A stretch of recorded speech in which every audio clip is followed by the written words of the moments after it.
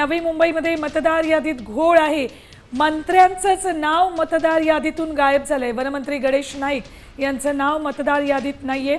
गणेश नाईकांचं नाव मतदार यादीतून गायब झालेलं आहे। सकाळीच मतदानासाठी म्हणून गणेश नाईक मतदान केंद्रावर गेले, त्यावेळेला मतदार यादीत त्यांचं नावच नसल्याचं समोर आलंय।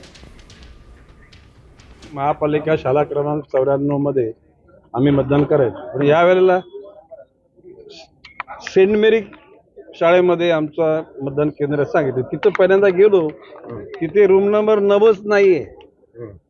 इथं आल्यानंतर तिथे रूम नंबर 9 आहे, म्हणजे केंद्र क्रमांक, परंतु त्या यादीमध्ये आमचं नाव नाहीये। आता सेंट मेरीमध्ये आम्ही चाललोय आणि शोधतोय मतदान करायचं की नाही, की इलेक्शन कमिशनरनी की माझंच नाव, इथला मी आमदार, इथला राज्याचा मंत्री, तर आमच्याच बाबतीत अशी हालत असेल तर अन्य सर्वसाधारण मतदाराबाबत काय स्थिती असू शकेल याचा अंदाज तुम्हीच घ्या। परिवारात नियोजन व्यवस्थित नाही, नियोजन निश्चितपणे व्यवस्थित नाहीये।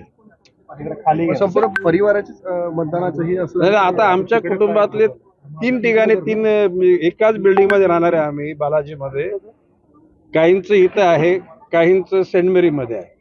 आता तो तिथे सेंट मेरी मध्ये जातोय। आता आम्ही शेवटी मतदानाचा हक्क बदलला पाहिजे, शोधलं पाहिजे, शोधू। सर, हा मनमानी कारभार म्हणावं लागेल, कारण काय झालंय की प्रत्येक वेळी मतदान मोजणी केंद्र पण जो आहे तोही एकच असायचा किंवा 2 असायचे। यावेळी 8 मतमोजणी केंद्र केले। हा सगळा प्रकार म्हणजे जसं पटेल असं मनाला पटेल अशाच पद्धतीने केले। तुम्हाला माहिती आहे की ह्या शहरामध्ये प्रभागाची रचना करताना सुद्धा अतिशय चुकीच्या पद्धतीने केली। खरं म्हणजे माननीय न्यायालय या सर्व गोष्टीला स्थगिती देण्याच्या मूडमध्ये होते, परंतु राज्यातल्या सर्व महानगरपालिकांच्या निवडणुका एकच वेळेला व्हाव्या म्हणून आमच्या काही लोकांनी सांगितलं हरकत नाही, या परिस्थितीत होऊ जाऊ द्या। आता वाशीमधल्या एका वॉर्डमधल्या एका उमेदवाराचं सकाळी सांगितलं तुमचं वैध, आणि नंतर आपण अपडेट्स घेऊयात आमचे प्रतिनिधी विकास मिरगडे यांच्याकडून। विकास, अत्यंत धक्कादायक म्हणावं लागेल, मंत्र्याचंच नाव मतदार यादीतून गायब होतंय। निवडणूक आयोगाचा अत्यंत सावळा गोंधळ दिसतोय यातून।